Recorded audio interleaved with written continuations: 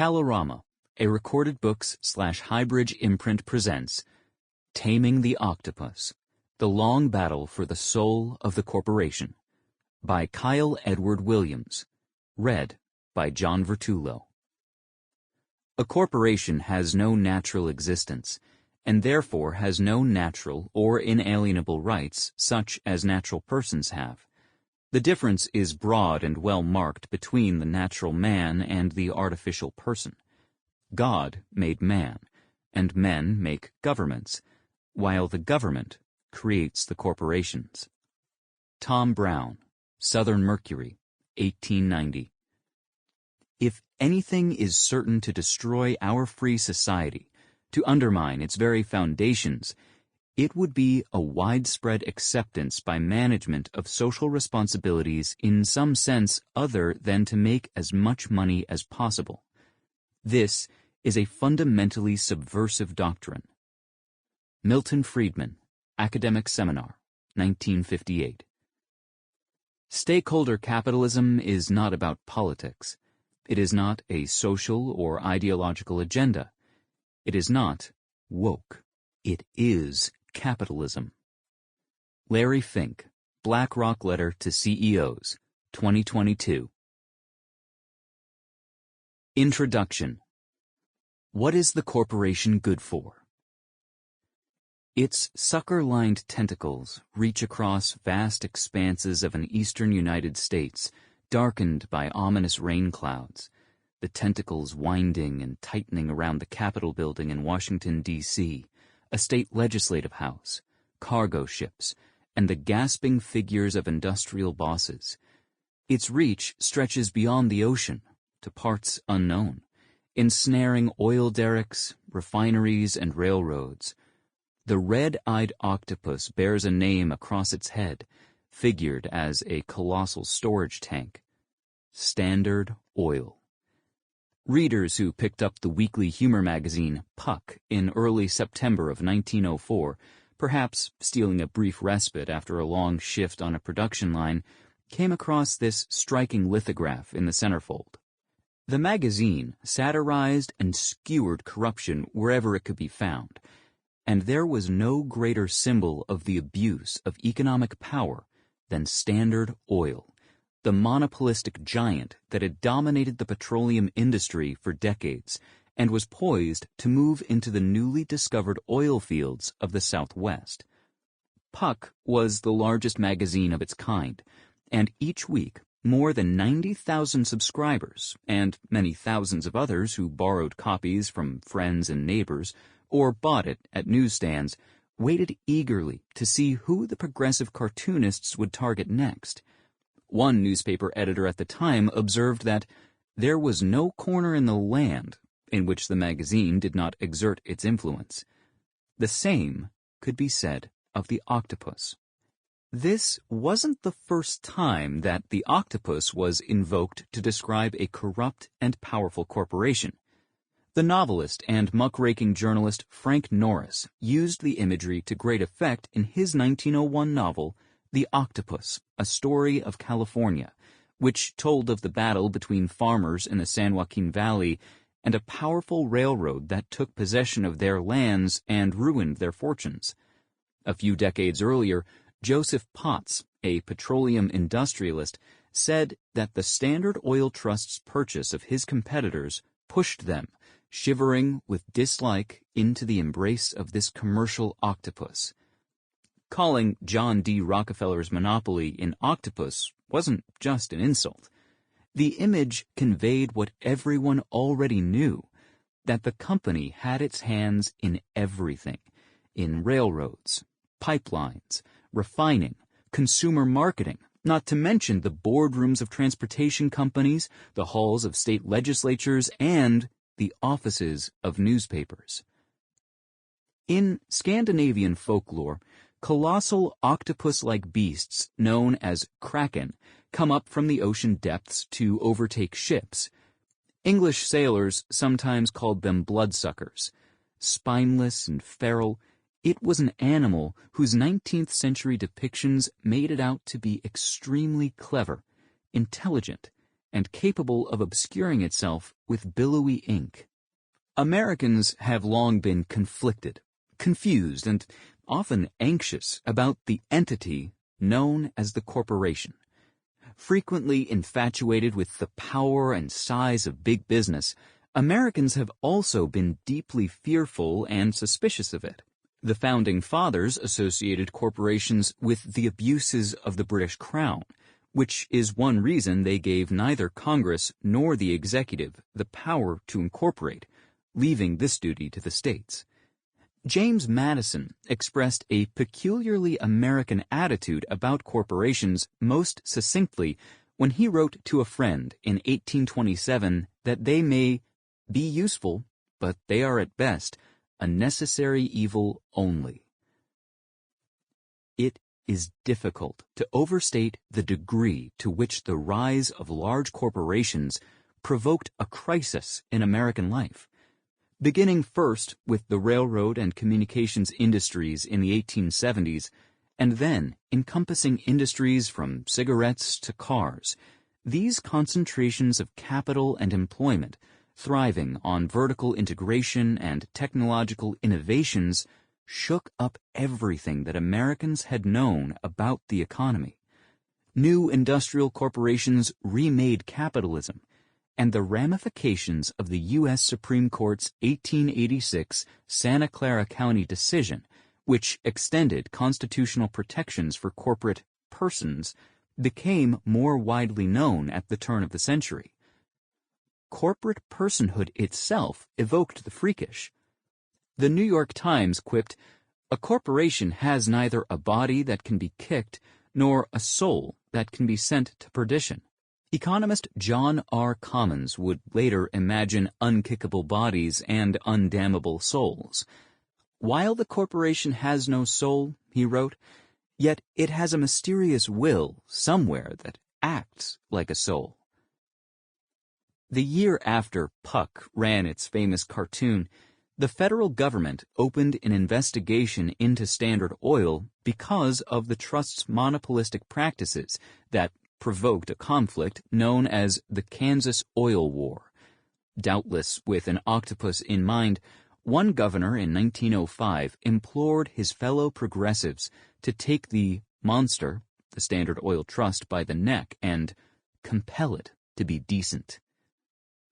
In different guises over the past century and more, the corporate monster has been an object of fascination and populist repulsion, and it still haunts our political culture.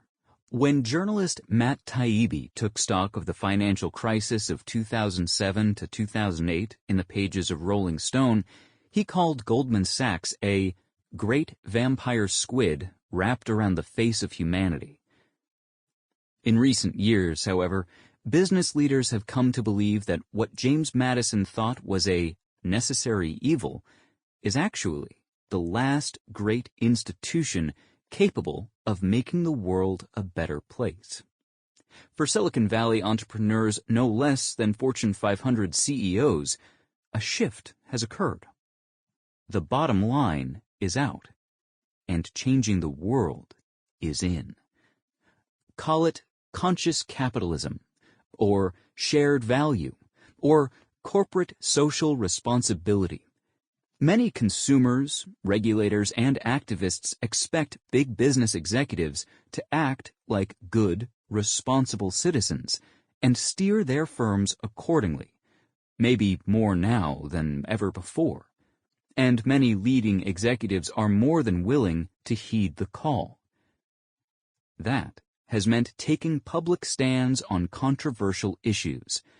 At Starbucks, J.P. Morgan Chase, Amazon, and other major companies, executives have expressed opposition to the overturning of Roe v. Wade by implementing policies that cover travel expenses for employees seeking abortions.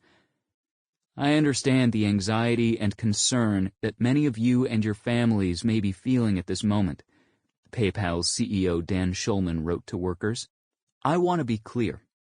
Caring for our employees is our highest priority. In the days after the 2020 election, a group of about 30 chief executives from Walmart, Goldman Sachs, Johnson & Johnson, and other firms organized a response to Donald Trump's efforts to overturn the election results. Nike, meanwhile, has celebrated its programs for young women's empowerment in the developing world and supported Colin Kaepernick's protest against police violence. Executives at Whole Foods, bought by Amazon in 2017, tout their firm's support for a virtuous circle entwining the food chain, human beings, and Mother Earth. And more Wall Street banks are taking environmental, social, and governance (ESG) standards and rankings into account for their investment strategies, which has trickled down to business valuations and, increasingly, managerial strategy. According to a recent survey, 92% of executives agree that corporate leaders should take a stand on social issues. And although activists tend to be suspicious of corporate America, many on the political left have cautiously welcomed this business support for progressive causes. Companies are obligated to use their voice and influence when core principles of democracy are threatened, wrote Sherilyn Ifill, then president of the NAACP Legal Defense Fund. But for every liberal or progressive who sees corporate social commitments as steps toward a better world, there are perhaps just as many conservatives who think the CEOs have taken flight from reason and forgotten who butters their bread. When a supposedly radicalized management mandates training against racism for its employees, for example, it is implementing a program of soft totalitarianism. And by exchanging business sense for social change, corporations are undermining free enterprise. Corporate power has increasingly been utilized to impose an ideological agenda on the American people, said Florida Governor Ron DeSantis. Woke capital, to use a phrase coined by New York Times columnist Ross Douthat, has taken over corporate America. The problem, as conservatives see it, is that market actors are not acting like the profit-seeking agents they should be. They are letting other motivations, the expectations of the cultural elite or the desire for popular approval or even social control, make them negligent of their actual duties. And all of this to the peril of our economy. At the surface, we see efforts to make corporations align with one side's values, whether progressive or conservative. But a deeper understanding of this corporate culture war reveals underlying assumptions that each side makes about the corporation. It is further confused by the rhetoric of many executives and management gurus. Critics of corporate power often decry superficial public relations or outright cynicism in corporations that parrot the rhetoric of social responsibility. Corporate leaders make merely cosmetic changes or vague future promises, critics conclude, about working conditions, environmental responsibility, and product safety. When it comes to the way big business actually does business, fleeting expectations and Aquarian rhetoric have outpaced prospects for real change. Don't be evil isn't just an abandoned slogan of Google. It is a diversion from difficult questions about power, responsibility, and democratic expectations. Only by understanding what a corporation is and what it is good for can we begin to make our way out of this conflict, or at least to know where genuine disagreements lie. The corporation is no longer novel or freakish to us in the way that it was to the generations that first called it the octopus. But populist anxieties about corporate threats to democracy and to the American people stubbornly persist. The history of corporate social responsibility is a story of the struggle on the part of activists, executives, regulators, and others to make this institution accountable, to domesticate the very thing that many doubted was even capable of being domesticated. But accountable to whom, or to what? That is the question driving this book, which examines the history of corporate power and social responsibility from the bottom up and the top down. Because how we think about the purpose of business is inseparable from how we have decided to govern our economic institutions. This book investigates the origins and meaning of academic theories, legal constructs, and political concepts that have shaped the history of the corporation in the modern United States. It weaves these ideas into the stories of business people, employees, consumers, and activists who have waged battles over business decisions, managerial strategies, and public policy, and who have sometimes fought for roads not taken. At the center of this story is the large, publicly traded corporation, and not primarily smaller businesses or closely held firms, because this institution has done more to fashion American life than has any other kind of business. For this is also a story about the modern form of corporation, a legal person who has been created again and again by state legislatures since the early years of the American Republic. 200 years ago or so, those legislatures made sure to judge whether it was necessary for a new corporation to be created, for what purpose, and for how long.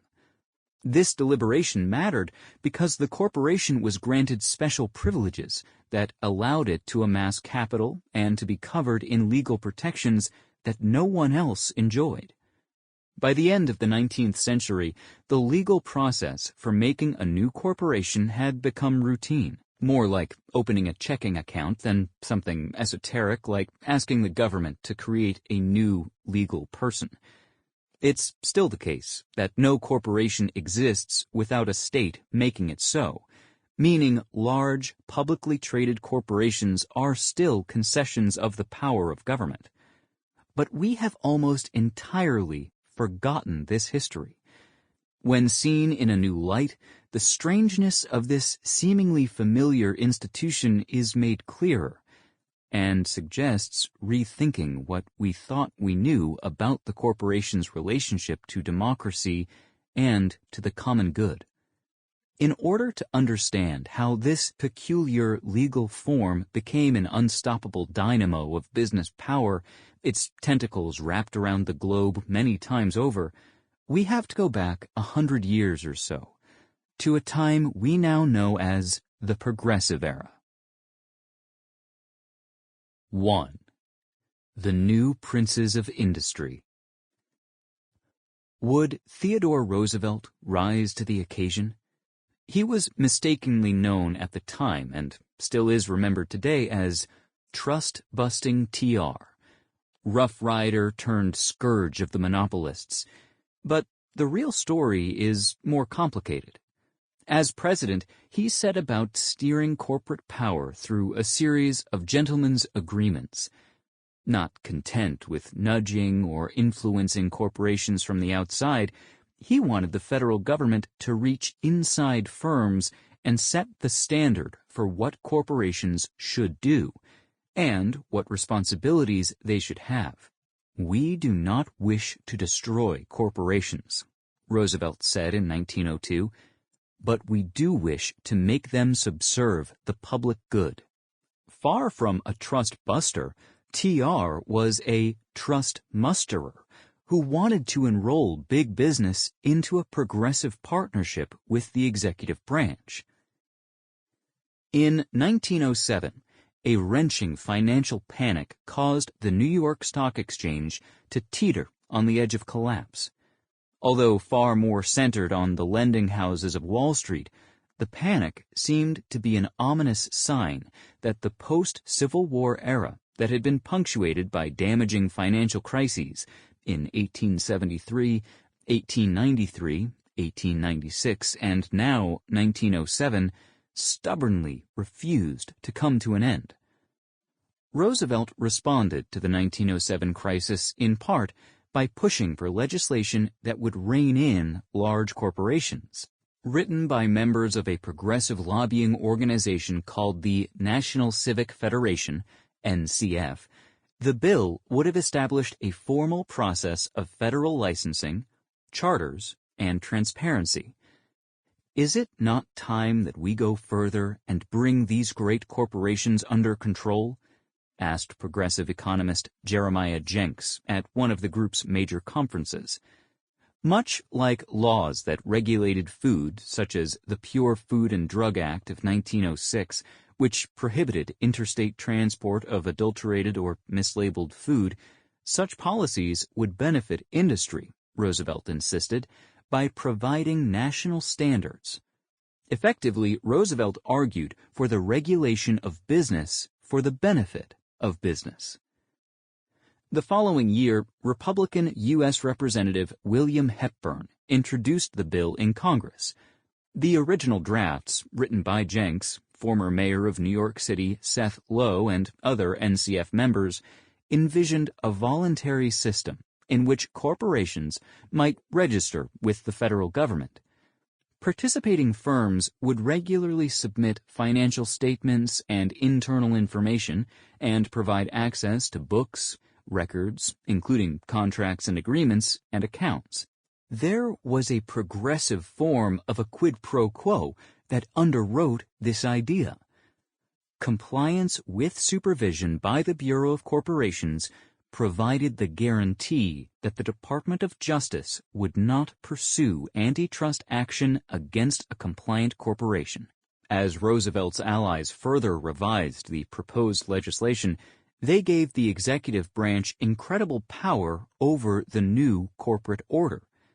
By establishing constant administrative oversight by means of close consultation and cooperation with corporate managers, this legislation would have transformed them into well-paid public servants rather than old-style capitalists.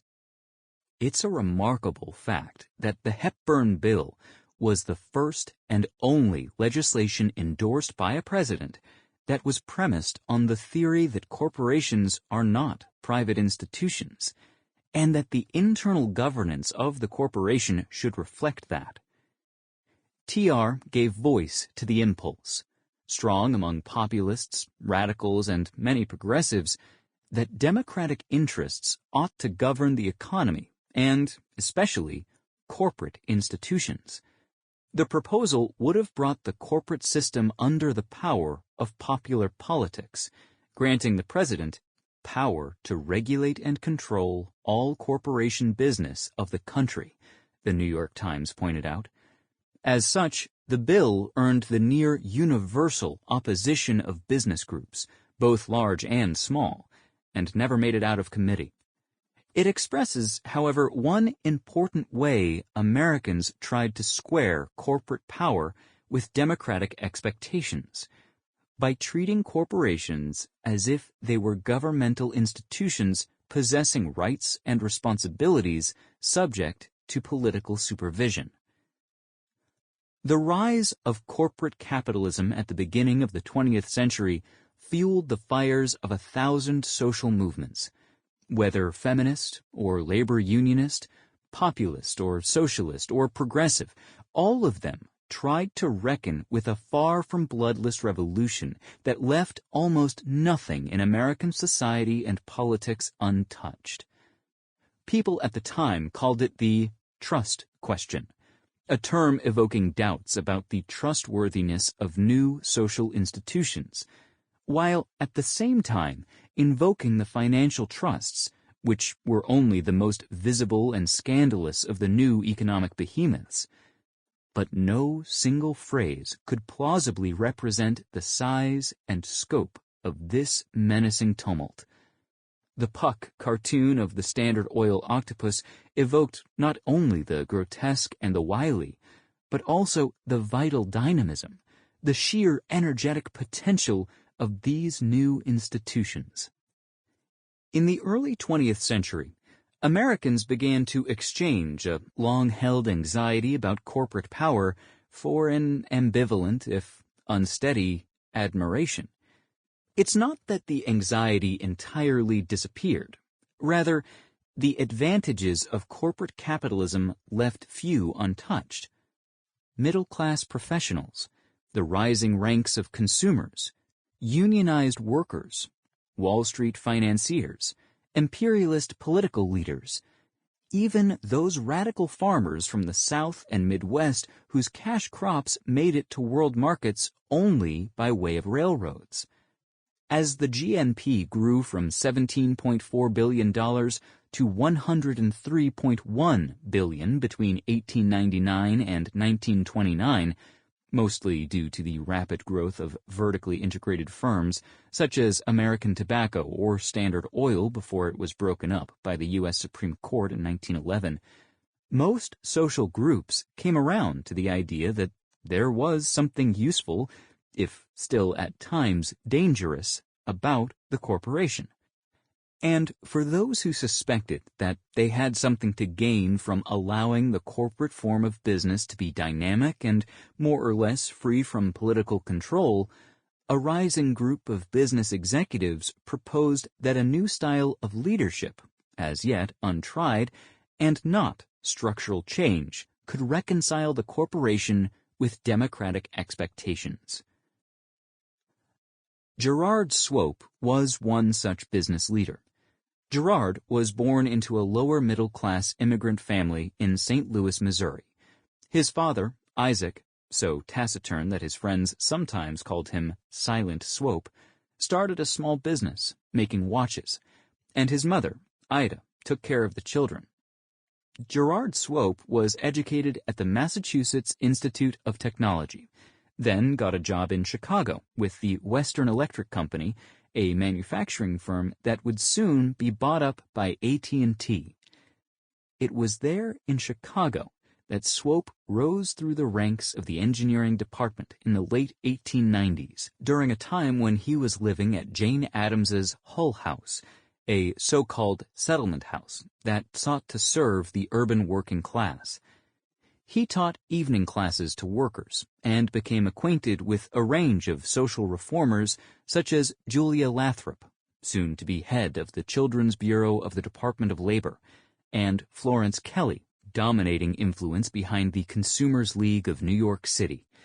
Swope made a hasty ascent to the top. He became a vice president and director at Western Electric, and after World War I, president of the international arm of the General Electric Company, GE, and, in 1922, president of the company itself. By that time, GE was making light bulbs, electrical transformers and sockets, radios, and other products of the early electric age. Swope was appointed president of GE at the same time that his colleague, Owen D. Young, was made the new chairman. This new leadership pair boosted GE's market share, but their most innovative contributions came in the area of industrial relations. Their main tool? Workers' councils, otherwise known as company unions, aimed at facilitating reconciliation between labor and management within the firm itself.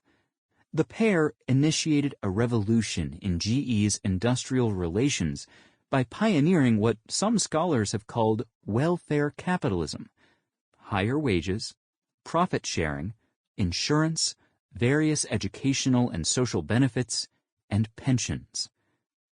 Even such critics as Ida Tarbell and Lincoln Steffens, progressives who had made a name for themselves decades earlier as muckrakers who focused on abuses by big business through their exposés of Standard Oil and municipal governments, now celebrated this movement of enlightened business leadership.